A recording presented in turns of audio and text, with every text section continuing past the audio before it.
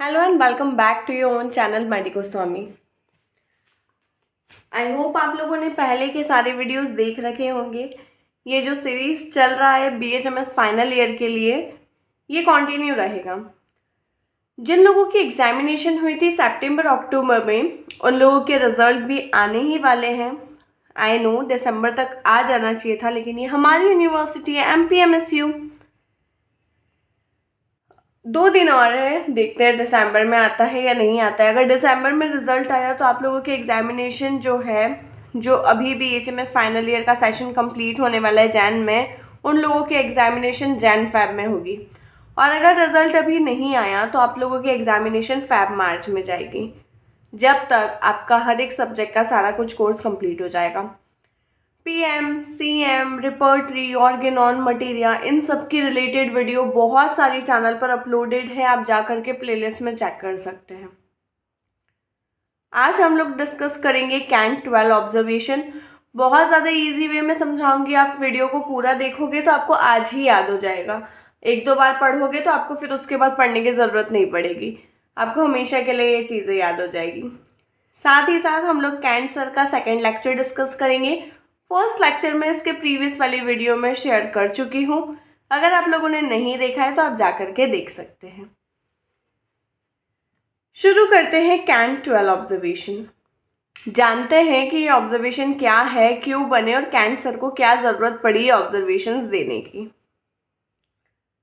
एक और चीज़ मैं आप लोगों के साथ डिस्कस करना चाहती हूँ।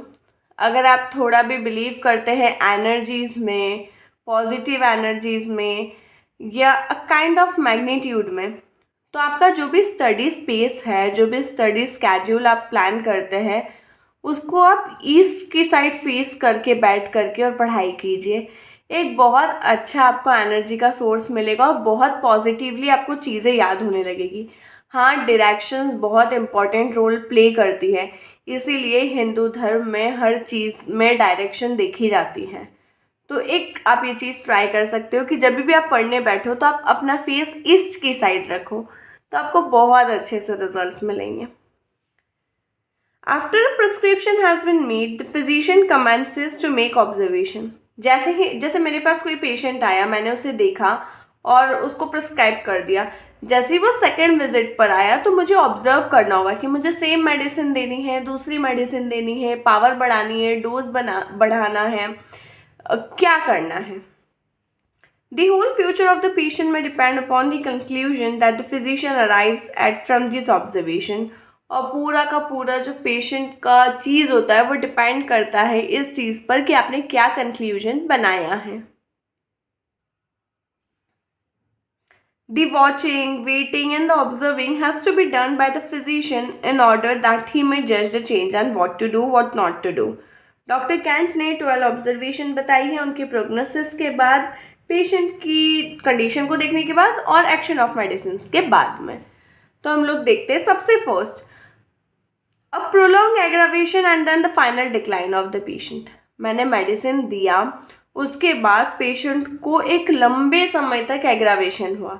हम लोग जो होम्योपैथिक में करते हैं, जो क्लासिकल होम्योपैथिक में प्रैक्टिस करती हूँ, उसमें हम लोग एक डोज जो होता है वो देते हैं 15 डेज लॉन्ग पीरियड के लिए। मतलब एक बार में अगर कोई पेशेंट आता है तो 15 डेज का मेडिकेशन देते हैं। 15 डेज बाद हम लोग उसे फॉलोअप के लिए फिर से बुलाते हैं।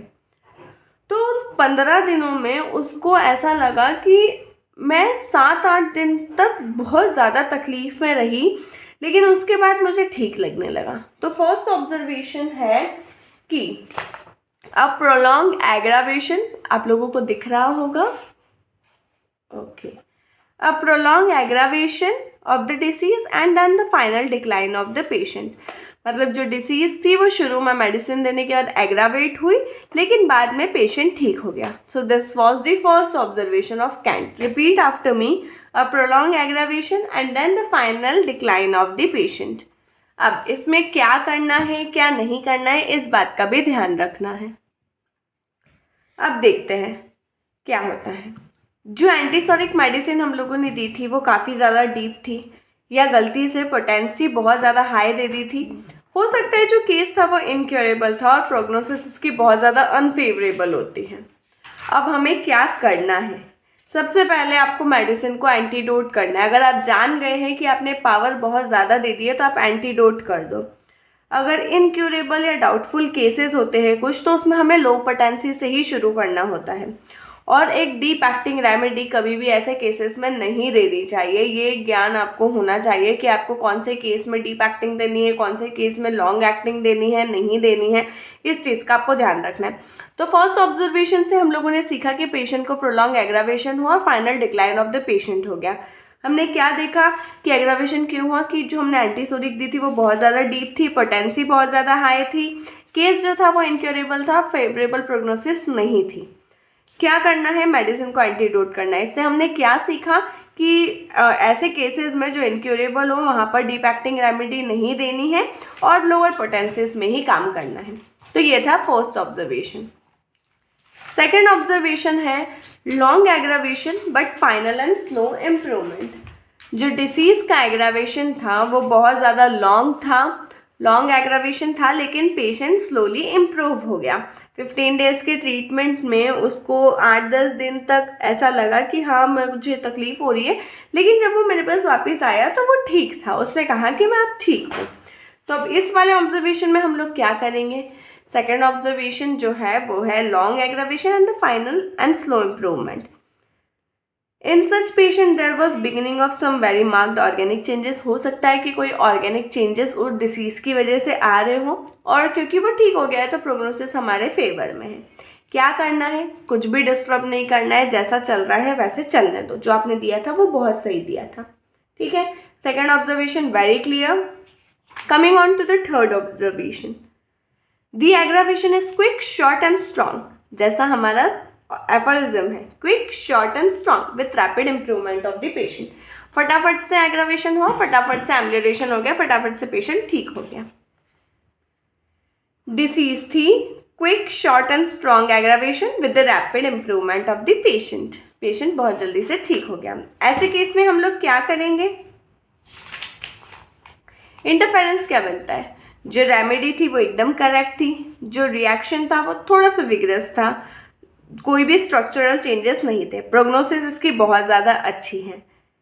ओके, क्या करना है, not to disturb the action of the medicine. First में हम लोगों ने एंटीडोट किया, सेकेंड में डिस्टर्ब नहीं किया, थर्ड में डिस्टर्ब नहीं किया, फोर्थ में डिस्टर्ब नहीं करेंगे, ठीक है। Clear second third. Now coming on to the fourth observation, no aggravation with the recovery of the patient. Medicine दी, डिसीज थी, कोई एग्रावेशन नहीं हुआ, पेशेंट एकदम से अच्छा हो गया, ठीक हो गया। तो हम लोग क्या करेंगे अब फोर्थ ऑब्जर्वेशन के लिए, ये fourth observation, no aggravation with the recovery of the patient. जो रेमेडी थी और पोटेंसी थी वो बहुत ज़्यादा अच्छी थी। आप बहुत अच्छे डॉक्टर हो, आपने बहुत अच्छे से समझा और बहुत अच्छे से दिया उसे। कोई भी ऑर्गेनिक डिसीज़ नहीं था। एक्यूट केस में अच्छा प्रोग्नोसिस होता है और क्रॉनिक केस में थोड़ा सा डाउटफुल होता है, क्योंकि इतनी जल्दी ठीक होना क्रॉनिक केस में थोड़ा सा लगता है हमें कि अरे इतनी जल्दी कैसे हो गया। तो उसके लिए फिर बहुत सारी और भी चीज़ें हमें देखनी होती हैं। सेम वही करना है, not to disturb the action of the medicine. First में एंटीडोट किया, बाकी तीनों में कुछ नहीं करना है, not to disturb the action of the medicine. Now coming on to the fifth observation, that is the amelioration comes first and then the aggravation comes afterward. पहले पेशेंट को ठीक लगता है लेकिन फिर एग्रावेट होता है। देखो पहले चारों में हम लोगों ने क्या देखा, एग्रावेशन हुआ। फर्स्ट में प्रोलॉन्ग एग्रावेशन हुआ, सेकंड में लॉन्ग हुआ, थर्ड में रैपिड, क्विक एंड शॉर्ट हुआ, फोर्थ में नो एग्रावेशन हुआ। लेकिन फिफ्थ से अब एम्लियोरेशन की बारी, फोर्थ तक एग्रावेशन कंप्लीट हो गए, अब फिफ्थ में बारी आई एम्लियोरेशन की। The amelioration comes first and then the aggravation comes on. तो क्या था, जो रेमेडी थी वो एक एरर थी, मतलब आपने रेमेडी गलत चूज करी। या तो जो रेमेडी थी वो सुपरफिशियल एक्टिंग रेमेडी थी और उसने एज अ पैलिएटिव या सप्रेसिव ट्रीटमेंट की तरह एक्ट किया। जो पेशेंट है वो इनक्यूरेबल है, प्रोग्नोसिस जो है वो बहुत ही ज़्यादा अनफेवरेबल है। ऐसे केसेस में आपको वापस से रिकेस चेकिंग करना है। जो पेशेंट एक और सिम्टम के साथ आया है, जो एग्रावेटिंग सिम्टम है, जो मोस्टली मेडिसिनल एग्रावेशन हुआ है, आपको वो सिम्टम्स को भी कंसीडर करना है, वापस से केस चेकिंग लेनी है और पेशेंट को एक न्यू मेडिसिन देनी है। तो फिफ्थ क्या था, the amelioration comes first and then the aggravation sets on. Sixth aphorism aphorism नहीं सिक्स्थ ऑब्जर्वेशन देखेंगे, too short relief of symptom. Fifth में क्या हुआ, पहले एम्ब्ल्यूरेशन हुआ फिर एग्रावेशन हुआ। सिक्स्थ में हुआ थोड़े समय के लिए ही अच्छा लगा, too short relief of symptom. Disease थी, too short relief of the symptom, फिर वापस से उसको डिसीज या सिम्टम अपीयर होने लग गए। एक्यूट डिसीज में too short amelioration in acute case occurs because of high grade inflammatory condition of the organs. जब हाई ग्रेड इन्फ्लामेटरी कंडीशंस होती है, जब इन्फ्लामेशन बहुत ज़्यादा हो जाता है ऑर्गन्स में एक्यूट कंडीशन में, तब ऐसी कंडीशंस आती हैं। और क्रॉनिक केस में ऐसा तब होता है जब ऑर्गन्स में काफ़ी ज़्यादा चेंजेस आ गए हों। क्या करना है, एक्यूट केस में medicine has to be repeated much often और a more similar medicine is to be selected. अगर पेशेंट कह रहा है कि मुझे इस वाली मेडिसिन से 20-30% आराम है, तो वापस से केस लेकर के आपको न्यू मेडिसिन, सिमिलर मेडिसिन देनी है। अगर पेशेंट कह रहा है कि नहीं मैं पहले से काफ़ी बेहतर हूँ, तो आप लोगों को वही मेडिसिन देनी है, रिपीटेशन थोड़ा सा बढ़ा देना है। क्रॉनिक केस में कुछ भी इंटरफेरेंस नहीं करना है, या तो आप एक बहुत अच्छी और सिलेक्टेड सिमिलर मेडिसिन सेलेक्ट करके दे सकते हैं। Aphorism number 7 is a full time amelioration get no specific relief to the patient. कि सिम्टम्स तो नहीं बढ़ रहे हैं, एम्ब्ल्यूरेशन तो है, लेकिन पेशेंट को अच्छा भी नहीं लग रहा है। ठीक है, हाँ ठीक है, चल रहा है, ऐसा बोलते हैं पेशेंट। अगर आप प्रैक्टिस करोगे ना, तो आप देखोगे कि पेशेंट की लैंग्वेज कैसे चेंज होती है आपके प्रिस्क्रिप्शंस के बाद में। प्रोग्नोसिस ऐसे केसेस में बहुत ज़्यादा बैड होती है। Eighth observation, some patient prove every medicine they get. उनको कुछ भी खिला दो, वो बोलेंगे मैं सब में अच्छा हूँ या सब में गंदा हूँ, ऐसे ही बोलेंगे वो लोग।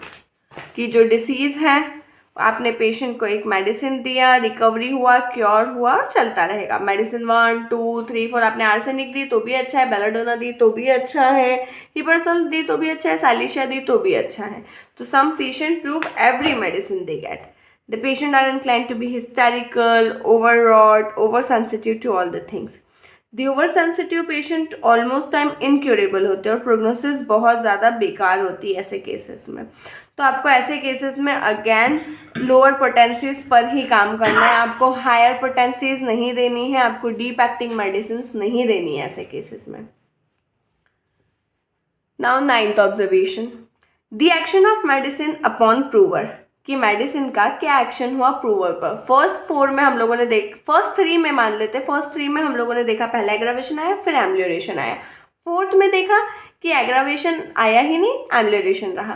फिफ्थ में हम लोगों ने क्या देखा कि पहले एम्ब्ल्यूरेशन आया फिर एग्रावेशन आया। उसके बाद हम लोगों ने सिक्स्थ में क्या देखा कि too short relief of symptom था। सेवेंथ में देखा एम्ब्ल्यूरेशन तो था लेकिन पेशेंट को अच्छा नहीं लग रहा था। एट्थ में देखा कि कुछ कुछ पेशेंट हर एक मेडिसिन को प्रूव कर रहे हैं। अब हमें देखना है कि अगर हर एक मेडिसिन को प्रूव करें तो मेडिसिन का एक्शन क्या है पेशेंट पर या प्रूवर पर। Healthy provers are always benefited by proving if they are properly conducted. The constitutional states of an individual who want to be proved should be carefully observed and noted. ठीक है, इतना ज़्यादा ध्यान नहीं देना है। जो मोस्टली ऑब्जर्वेशंस आते हैं कैंसर के, वो आता है 5th, 7th, 10th, 11th and 12th। तो इन पर आपको ज़्यादा ध्यान देना है। Now 10th observation, new symptoms appear after the remedy. आपने कोई भी एक डिसीज़ हो रहा था पेशेंट को, उसके बाद आपने एक मेडिसिन दिया तो न्यू सिम्टम्स आए। अब जो न्यू सिम्टम्स आए वो किसके थे और क्यों आए। If a great number of new symptoms appear after the administration of the remedy, the prescription will generally prove an unfavorable one. Obviously, आपने पेशेंट आया, कोई भी मेडिसिन दिया और उसको और 2-4 नए सिम्टम्स आ गए हैं, तो आप गलत रास्ते पर जा रहे हो। This clearly shows that. क्या करना है, if the symptoms are not of a serious nature, हमें वेट करना है कि वो अपने आप चले जाएं। जैसे आप कोई क्रॉनिक केस अगर डील कर रहे हैं स्किन का, तो लाजमी सी बात है उसे थोड़े बहुत एज्मा वगैरह रिलेटेड इश्यूज आएंगे। लेकिन अगर आपको लगता है कि ब्रेथलेसनेस ज़्यादा नहीं है, ज़्यादा क्रिटिकल कंडीशन नहीं है पेशेंट की, तो आप वेट कर सकते हो कि 2-3 दिन या हफ्ते भर में वो सिम्टम्स चले जाएं। लेकिन अगर वो नहीं जाते तो आपको फिर से केस टेकिंग करनी है, एक न्यू सिमिलर मेडिसिन ढूंढनी है और फिर वो प्रिस्क्राइब करनी है। ठीक है। Now 11th observation, when old symptoms are observe to reappear. कोई भी डिसीज था, आपने मेडिसिन दिया, वो ठीक ठीक चल रहा था, क्योर हो रहा था, लेकिन आपने देखा कि पुराने सिम्टम्स वापस आ रहे हैं, तो उसके लिए अब आपको कुछ करना होगा। जो मेडिसिन था वो बहुत ज़्यादा करेक्ट था, क्योंकि वो पुरानी सारी चीज़ों को हम लोगों ने हैरिंग्स लॉ ऑफ क्योर पढ़ा। अगर आपको हैरिंग्स लॉ ऑफ क्योर के चारों पॉइंट्स याद है तो आप 11th ऑब्जर्वेशन से रिलेट कर पाएंगे। जो डिसीज़ है वो क्यूरेबल है और प्रोग्नोसिस बहुत ज़्यादा अच्छा है। What to do, so long as the old symptom come back and go off the medicine must be let alone. जैसे वो आ रहे हैं, जा रहे हैं, उनका काम कर रहे हैं, हमारी मेडिसिन दे करके अपना काम करवाते रहना है। अगर ओल्ड सिम्टम्स आ करके ठहर जाते हैं एक लंबे समय के लिए, तो हमें मेडिसिन को जो है वो रिपीट करना है। जो भी हमने दी थी वही सेम पोटेंसी सेम डोज में हमें रिपीट करना है। Now the last point is symptoms take the wrong direction. Disease था, हमने मेडिसिन दिया और सिम्टम्स कहीं और ही चले गए, न्यू सिम्टम्स अपीयर हो गए और बहुत सारी चीज़ें होती हैं।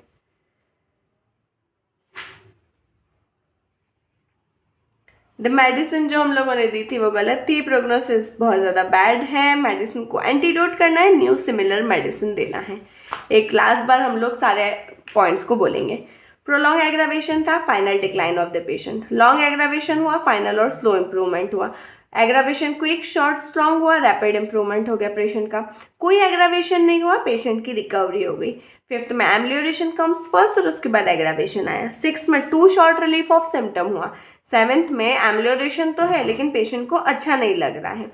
एट्थ में some patient prove every medicine they get. अब एवरी मेडिसिन दे गेट के बाद में हम लोग देखते हैं action of medicine upon the prover.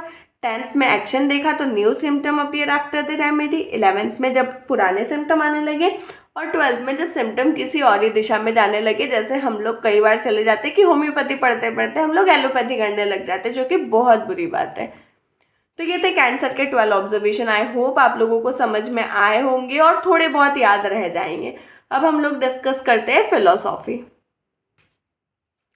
Cancer का फर्स्ट लेक्चर 10 एक हम लोग डिस्कस कर चुके हैं। अगर आप लोगों ने नहीं देखा है तो पुराने वाले वीडियो में आप जा करके देख सकते हैं। लेक्चर सेकंड उन्होंने दिया था the highest ideal of cure.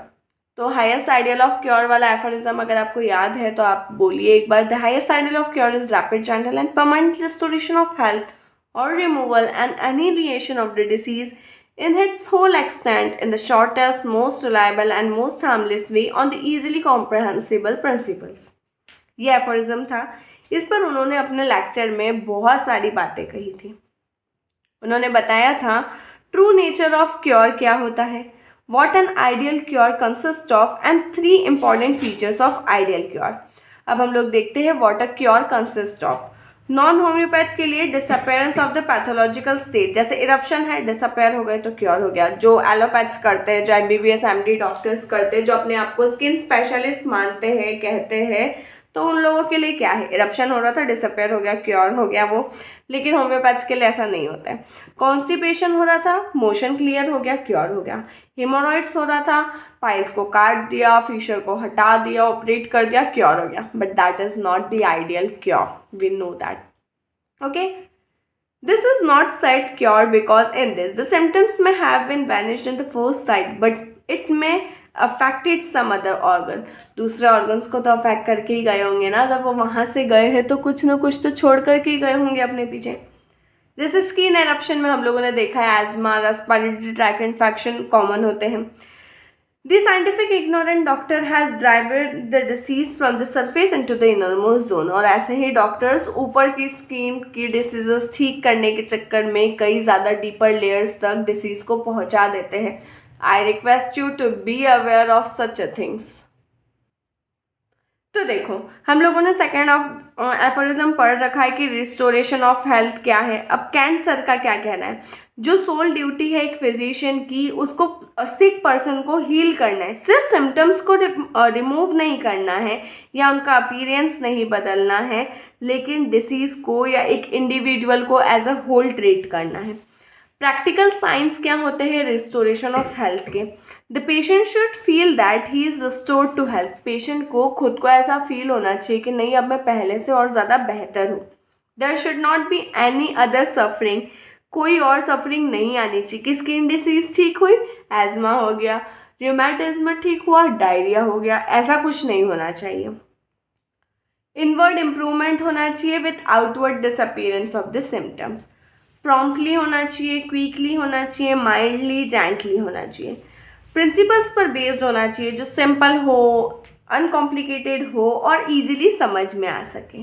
ठीक है। कैंट सर के according first of man is his voluntary, second is understanding and third is the outer most. सबसे अंदर उसका वॉलेंट्री विल होता है, दूसरा उसकी समझदारी, उसका अंडरस्टैंडिंग होता है और सबसे बाहर जो आउटर मोस्ट लेयर होता है। Unless people led an ordinary life, they will not be cured of the chronic disease. जैसे आप रह रहे हो अगर वैसे ही रहते जाओगे तो आप कभी भी ठीक नहीं हो पाओगे क्रॉनिक डिसीज से। अब इसको समरी वाइज हम लोग देख लेते हैं कि कैंट सर का सेकेंड एफोरिज्म पर क्या कहना था। mere disappearance of the pathological state is not cure. अगर सिर्फ और सिर्फ पैथोलॉजिकल स्टेट्स हट गई हैं तो वो क्योर नहीं है। Removal of symptoms followed by restoration of health leads to cure. Symptoms remove हुए हैं और हेल्थ रीस्टोर हुई है, पहले की तरह ही वो हेल्दी है, घूम फिर सकता है, नाच गा सकता है, तो ही हम उसे क्योर कहेंगे। फोर्सफुल अटैम्प्ट हो, कोई भी वायलेंट एक्शन हो सिम्टम्स को रिमूव करने का, वो हम लोग क्योर नहीं मानेंगे। आइडियल क्योर माइल्ड और परमानेंट होना चाहिए। सबसे पहली बात तो परमानेंट होना चाहिए और माइल्ड होना चाहिए। जो हम लोग होम्योपैथी में देते हैं, क्या देते हैं? सिंपल पिल्स देते हैं, उसके अलावा तो कोई भी हम लोग ऐसी चीज़ देते नहीं है, जैसे इंजेक्शंस नहीं दे रहे, लेज़र ट्रीटमेंट नहीं करवा रहे हैं और बहुत सारी जैसे कपिंग हुआ, लीचिंग हुआ, ये सारी प्रैक्टिसेस हम लोग नहीं कर रहे। हम लोग सिर्फ वो छोटी छोटी गोलियों से इतने बड़े बड़े मैजिक्स कर देते हैं। तो we are doing a mild and a permanent treatment. Ideal cure कुछ प्रिंसिपल्स पर बेस्ड होता है जो फिक्स्ड होते हैं, कभी भी नहीं बदलते कि 1 लाख रुपए कोई अगर फीस दे रहा है तो उसके लिए बदल जाएंगे, जो 200 दे रहा है उसके लिए अलग हो जाएंगे, वैसा नहीं होता है। जो प्रिंसिपल्स होते हैं वो हर किसी के लिए सेम होते हैं। क्योर सेंटर टू पेरिफेरी होना चाहिए, सेंटर से सरकमफेरेंस की तरफ होना चाहिए। सरकमफेरेंस से सेंटर की तरफ आएगा तो उसे हम लोग क्योर नहीं कहेंगे, जैसा हम लोगों ने पहले डिस्कस किया। More specifically it should follow the law of direction और हैरिंग्स लॉ ऑफ क्योर, उसे फॉलो करना चाहिए। अगर पेशेंट को कुछ पेरिफेरल सिम्टम्स आ रहे हैं या ओल्ड सिम्टम आ रहे हैं तो न्यू मेडिसिन नहीं देनी है उस टाइम पर। फिजिशियन को उन प्रिंसिपल्स को फॉलो करना है अगर लॉन्ग टर्म सक्सेस चाहिए तो। Along with medication, if unless patient leaves the ordinary life they will not be cured of the chronic disease. जैसे आपको कहीं डैम्प में रहने से दिक्कत हो रही है, आपके घुटनों में दर्द हो रहा है, रिमेटिज्म है, आप दूध नहीं पी रहे हैं, आप प्रॉपर धूप में नहीं बैठ रहे हैं, तो अगर आप अपनी ऑर्डिनरी लाइफ को कंटिन्यू करते जाएंगे तो आपको कितनी भी अच्छी मेडिसिन दे दी जाए आप क्योर नहीं हो पाएंगे क्रॉनिक डिसीज से। इसलिए जो पेशेंट को फिजिशियन के द्वारा बताया जाता है डाइट एंड रेजिमेंट, वो फॉलो करना बहुत ज़्यादा ज़रूरी होता है। तो ये था कैंट सर का सेकंड लेक्चर। आई होप आप लोगों को समझ में आया होगा। अब बात करते हैं एग्जाम में आया तो कितना लिखना है। ये जो 10 पॉइंट्स है इसमें से आप कम से कम अगर 4 to 5 पॉइंट लिख करके आते हैं, अगर 5 मार्क्स में आता है तो भी बहुत सफिशिएंट है, और अगर 10 मार्क में आता है तो कोशिश करना इन्हीं पॉइंट्स को ब्रेक कर करके आप लोग नेक्स्ट पॉइंट्स बना करके और लिख दो, तो आप लोगों को फुल मार्क्स मिल जाएंगे। तो ये था कैंट सर का सेकंड लेक्चर। मिलते हैं नेक्स्ट वीडियो में जहां हम लोग और भी लेक्चर्स को डिस्कस करेंगे। Do like, share and subscribe to the channel. We all need is your support. आपका जितना ज़्यादा सपोर्ट होगा उतना ज़्यादा वीडियो बनाने में हमें मज़ा आता है, उतना ज़्यादा अच्छा लगता है। आपके कमेंट्स पढ़ के और भी बहुत ज़्यादा अच्छा लगता है कि ठीक है कोई देख रहा है, कोई पढ़ रहा है इन चीज़ों से, तो हमें अच्छा लगता है कि होम्योपैथी को आगे बढ़ाने में, पढ़ाने में, समझाने में। Consider subscribing to the channel और कमेंट करते रहिएगा। Thank you.